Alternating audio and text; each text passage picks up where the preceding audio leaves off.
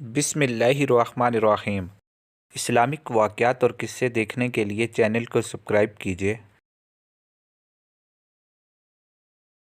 مولانا جلال الدین رومی رحمۃ اللہ علیہ فرماتے ہیں کہ میں نے عشق کی انتہا کا واقعہ پڑھا۔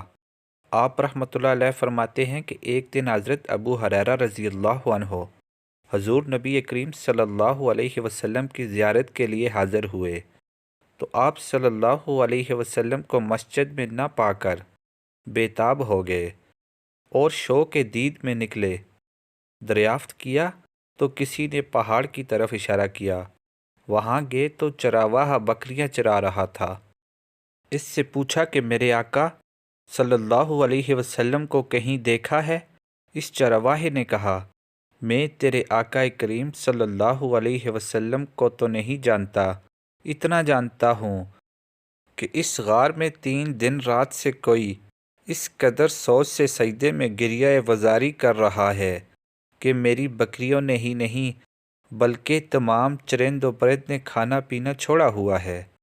حضرت ابو ہریرہ رضی اللہ عنہ نے فرمایا، کچھ جانتا ہے کہ کیا الفاظ بول رہا ہے؟